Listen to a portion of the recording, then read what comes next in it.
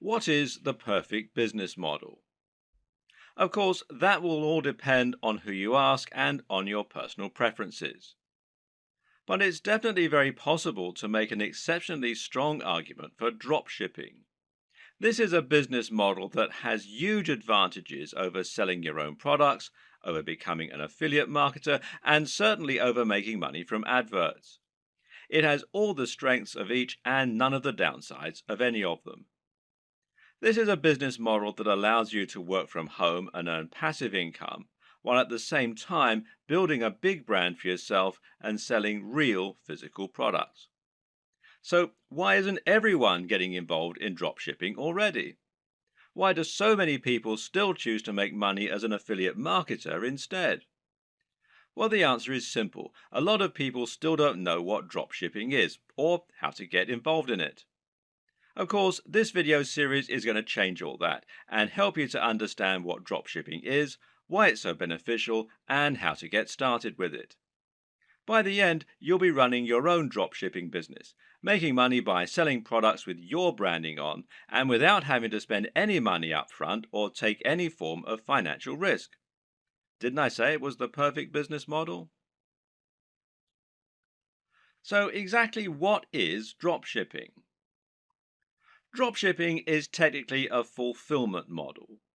Fulfillment in a business term, of course, means delivery. So, in this sense, dropshipping is the manner in which orders are delivered to customers. Normally, selling a physical product means that you need to buy numerous items and then sell them at an inflated price. The way you would normally do this is as a reseller. Here, you would buy wholesale items, inventory bought in bulk at a discounted price, and you would then sell it on at an inflated cost and keep the difference, and that's your profit margin. The problem with this model is you need to make a big investment in the stock, and then you have to deliver the products to your customers. This means you're taking a financial risk by ordering the stock in advance, and if you make zero sales, you can lose a lot of cash. You have to pay for the shipping and also handle all of the administrative tasks. You'll need to constantly take stock of your inventory and you'll need to refund customers for deliveries that don't arrive. In short, it's a lot to take on for an individual hoping to run a business from home in their spare time. Dropshipping changes all this because now the wholesaler is handling delivery and they don't require you to order in bulk. So simple. You list the items for sale in your online store just like you normally would, and then when a customer orders them, you pass that sale on directly to the wholesaler. They then send out the product on your behalf and make sure it reaches the buyer, and you get the money. This might sound very similar to affiliate marketing, but there are a few key differences. For starters, the amount of money you earn will tend to be higher than affiliate marketing. When you operate as a reseller, the usual pricing method is something called keystone pricing. Keystone pricing essentially means that the amount you're selling the product for is twice the amount you pay the manufacturers. This is one of the most common conventions for this type of business, and to all intents and purposes, dropshipping businesses are resellers. The other big benefit of dropshipping over affiliate marketing is that you don't have to mention the existence of the dropshipping business at all. In other words, the customer never knows that it's not you who's selling the product. You're not sending them to another website where they can check out and buy the product. You're just selling them the product as though it were your own and forgetting about it. This is fantastic because it means that your business looks much more professional and because you're no longer sending visitors away from your brand in order to make the sales. Hopefully, you can already see some of the big advantages of dropshipping. There are many more too, which we'll delve into in this video. Working as an affiliate marketer will often mean that you have to sell digital products in order to get the biggest profit margins. While it's true you can get 75% and upwards from affiliate networks like JVZoo, this will normally mean that you're limited to selling ebooks and online courses. This can be an effective way to run a business model, but it's also sometimes quite restricting. While digital products have many advantages, their appeal is not as broad as it is for physical products. For example, if you try and sell a digital product to your grandma, you'll probably have difficulty. The same probably goes for your mum and most likely your dad.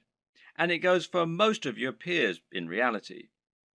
In fact, the main kind of person willing to spend lots of money on an ebook or an online course is going to be someone who is already quite familiar with the technology.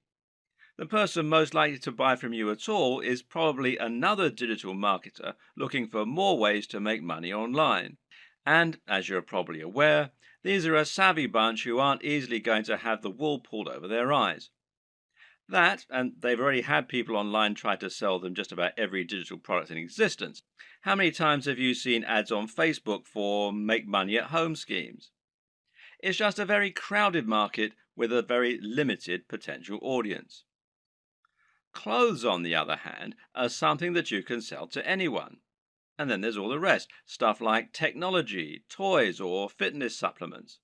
Suddenly, you can sell things that average people really need, and that makes a massive difference. Another benefit of selling physical products is the huge amount of flexibility it gives you. We've already seen that you'll have a lot more flexibility in terms of the types of things you can sell, but of course, this will also extend to drastically increase your flexibility in terms of the way you sell. For starters, you suddenly have pretty much limitless niches that you can choose from, in other words, industries. And then there are the many different ways of selling those areas. Because right now, if you're the internet marketing type, then you're probably imagining the ways that you can sell products from your website or your mailing list. You're probably thinking about content marketing, establishing your authority in your subject area, etc., etc., etc. But that's not the only way that you can make money from a dropshipping business. Did you know, for example, that many of the products being sold on eBay are actually being dropshipped? This means you can save yourself the trouble of building an audience and creating a website. Just find the product that you like, create a listing, and you're good to go. Even big companies like Home Depot and Sears reportedly use dropshipping on some of their less popular products, so it must be a good business model. With dropshipping, you also have total control over the way you sell the product. This means it's up to you if you want to introduce a time limited discount or if you want to bundle multiple items together in order to offer special deals, etc. This can all help you to make a lot more sales, and it's not an option you would have available to you if you were acting as an affiliate. In that scenario, the product owner would set the price and you would have no option other than to go along with it. We've already seen that you can reduce the risk by dropshipping. There's less risk than reselling here, but there's also far less risk than selling your own product.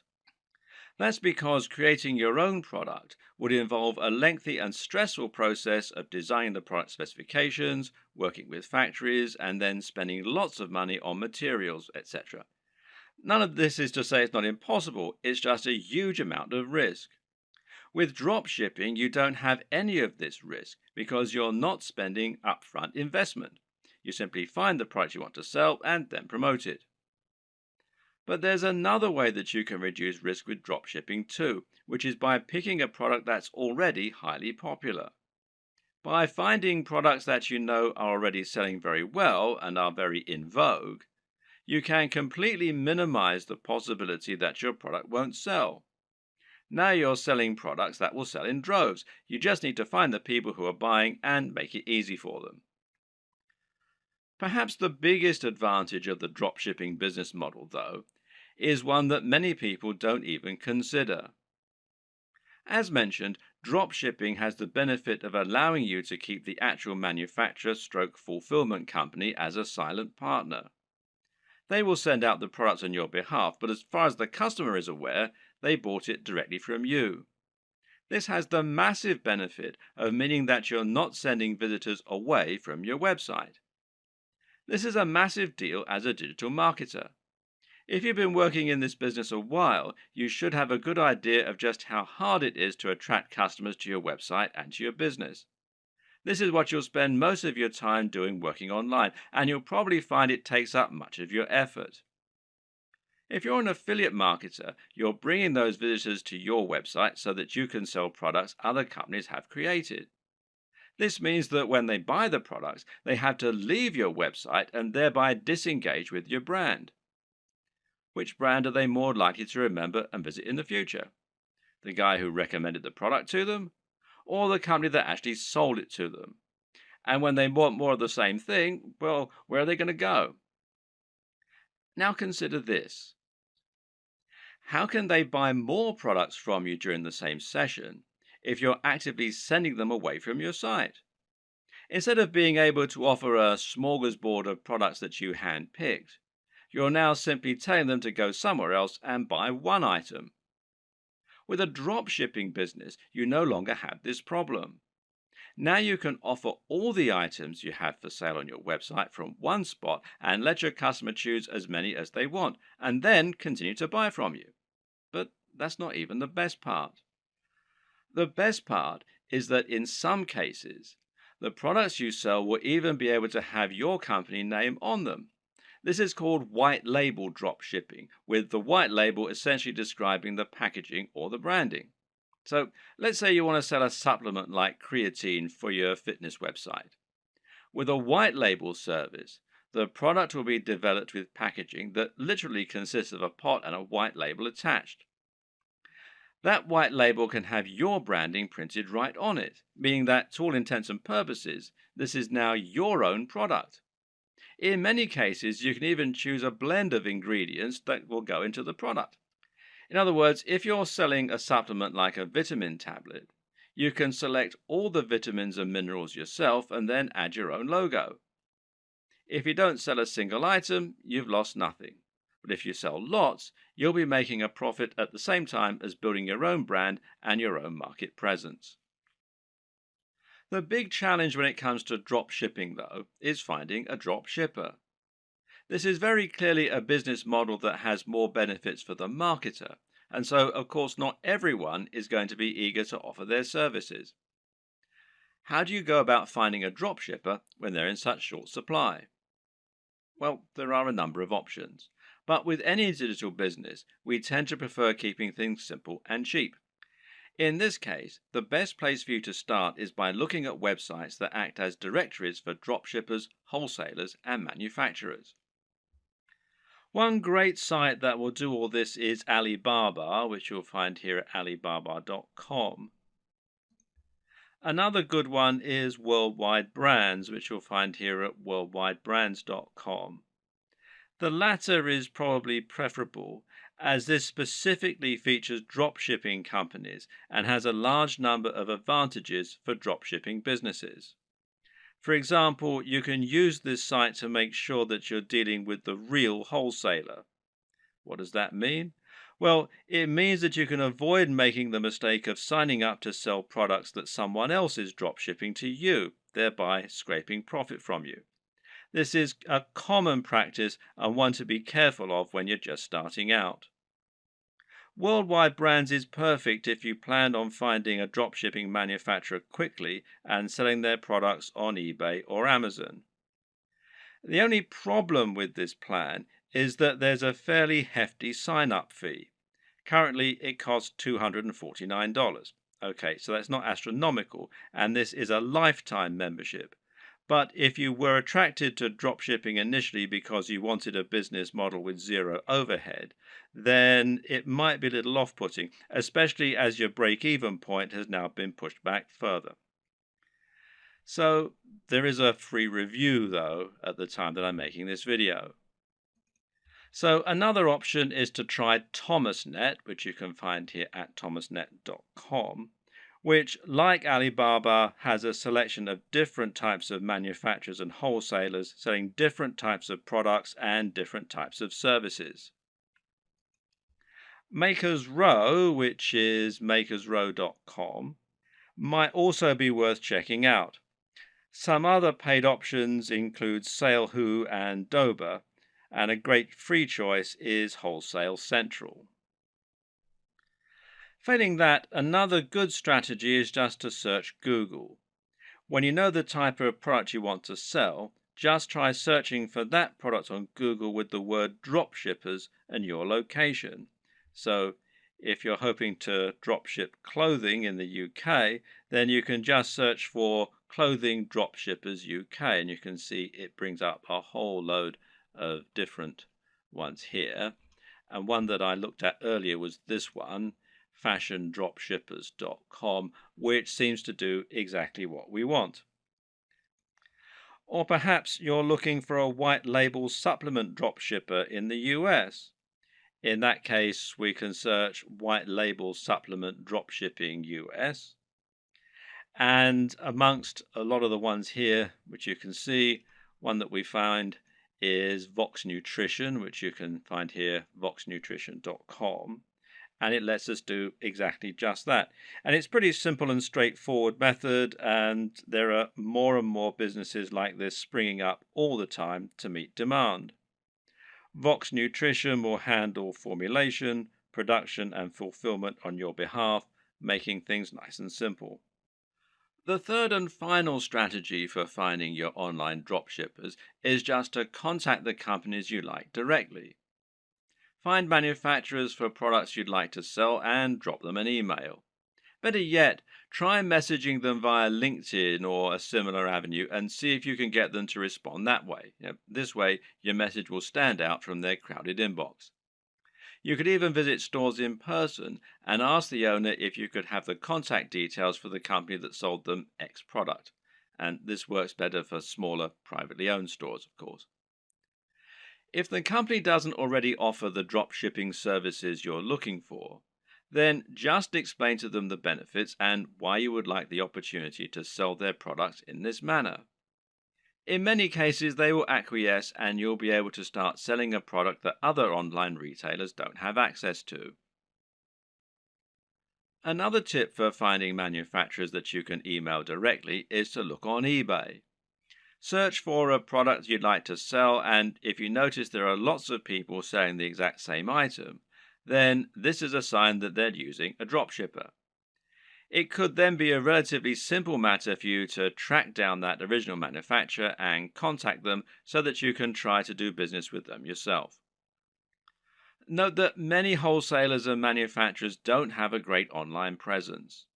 This means it can be necessary to dig really deep in Google or try looking at trade magazines and papers instead in order to help find your potential partners.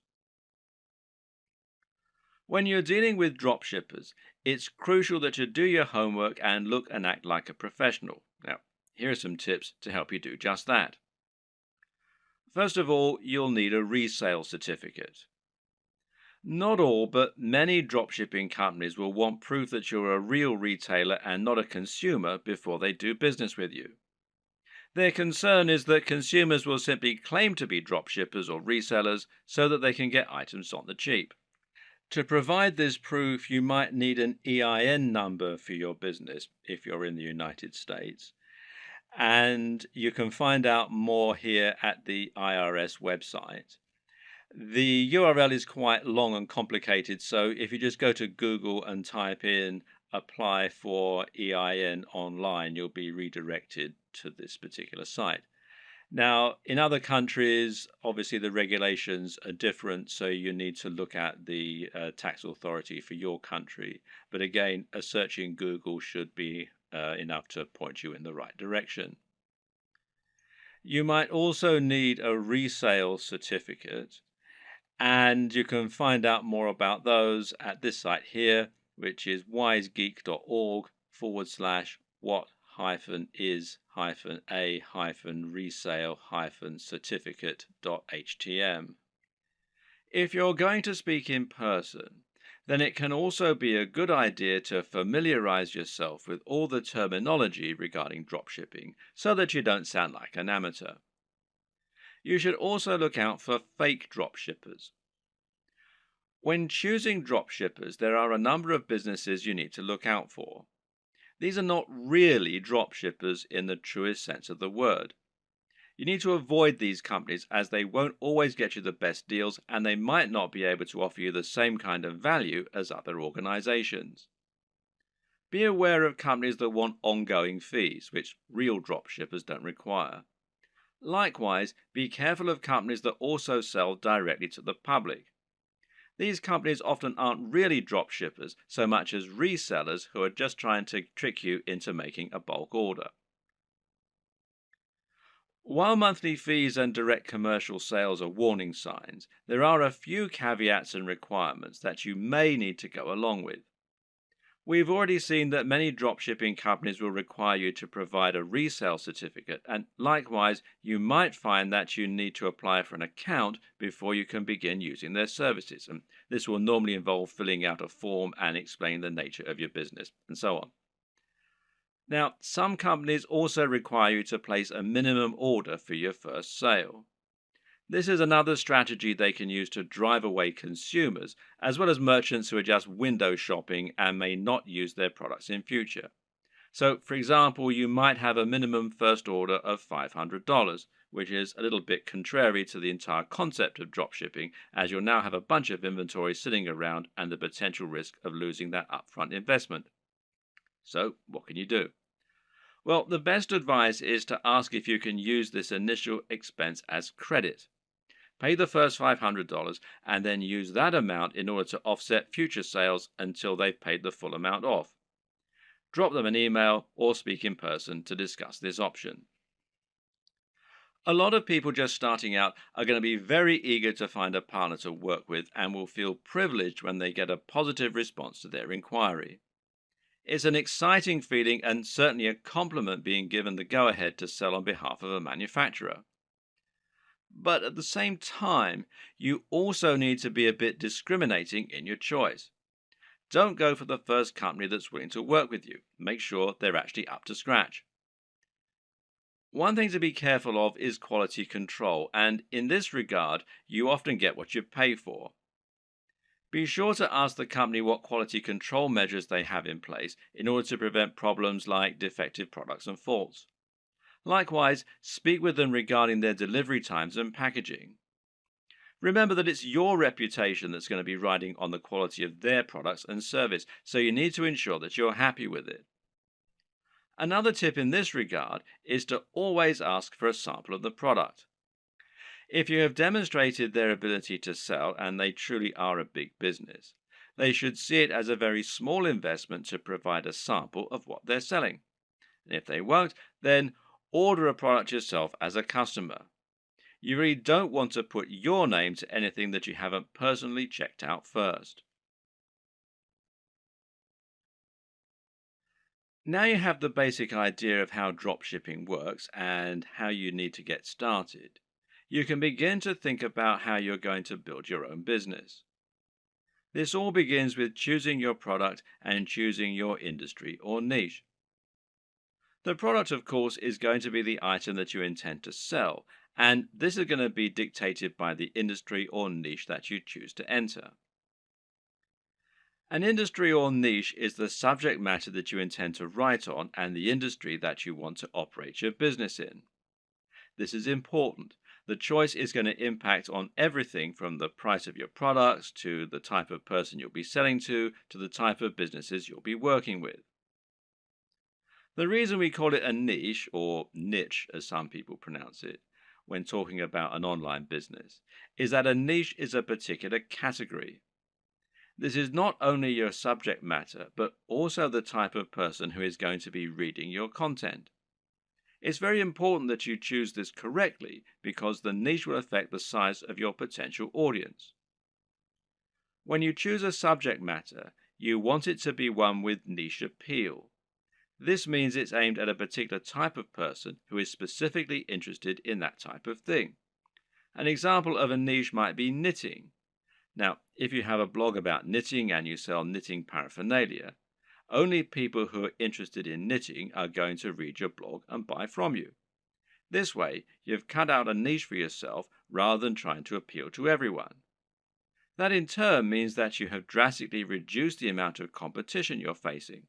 Now you don't need to compete with the biggest companies on the net, and you'll find that paying for things like AdWords advertising is considerably more affordable than it would be for a more general topic. Likewise, getting to the top of Google for relevant keywords like buy knitting gear online is going to be far easier than trying to get a general e-commerce keyword like shop online.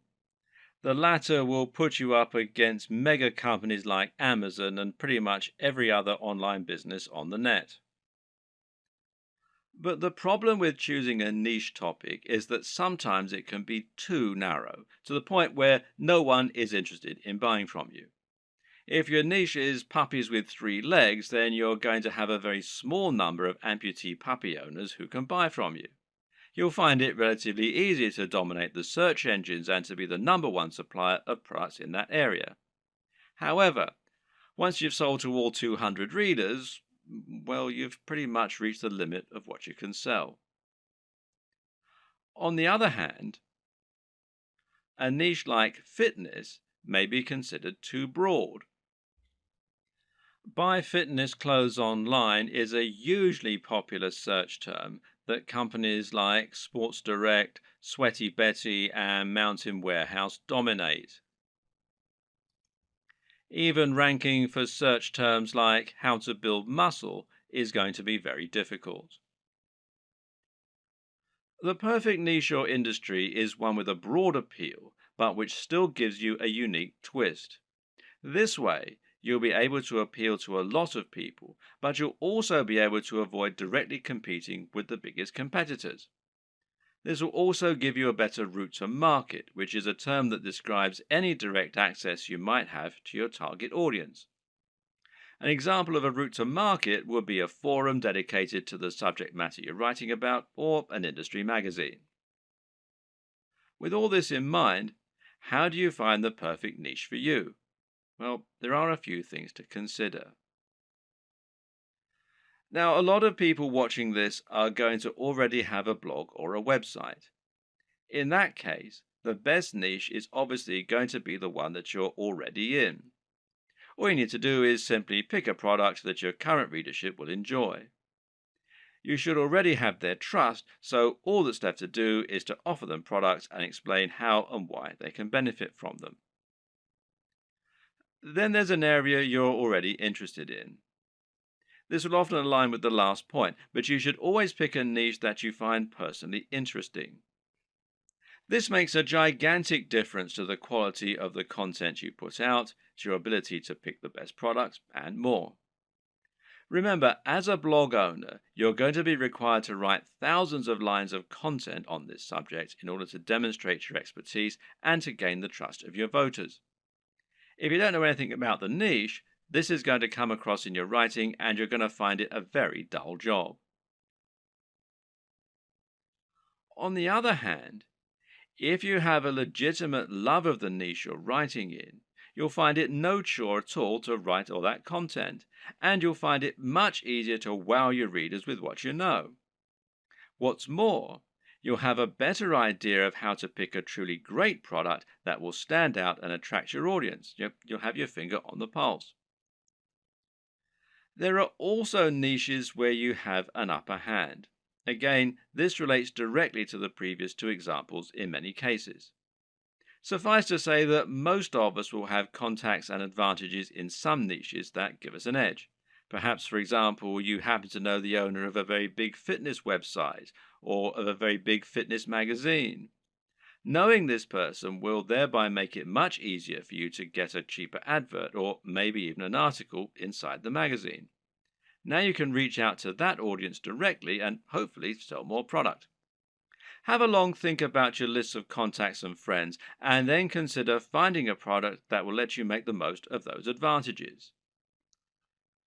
If you look at affiliate marketing, digital products, and internet marketing as a whole, you'll notice that certain niches stand out as being far the most popular, and those are fitness, making money, and dating. Now, why are these the most popular niches? On the one hand, it's because they have the broadest appeal. But the biggest reason is that they offer the best value proposition. A value proposition is basically the way in which your business is able to offer value. This is the way that your products can change people's lives. What is the end result of owning your product? If you're selling a hairdryer, then what you're really selling is the convenience and dry hair. If you're selling clothes, then what you're really selling is the ability to feel good about yourself, to look sexy, and hopefully to thrive in your career and in dating as a result. This is what sells. Try and sell a book about cats, and you're not really offering much beyond a few hours of entertainment. But sell a book about making money, and you're selling a dream. By choosing a product that can really change people's lives, you're providing much more value, even if the manufacturing costs stay the same. Now, this lets you charge more and make more money as a result, and it basically comes down to the niche. In order to tick all these boxes, one strategy you can use is to target a sub niche, a niche within a niche. An example of this is targeting a specific type of person within the fitness niche. How about fitness for the over 50s or dieting for the diabetic? You could even do strength training for martial artists. In this latter example, you've actually combined two separate niches in order to offer something truly unique and interesting.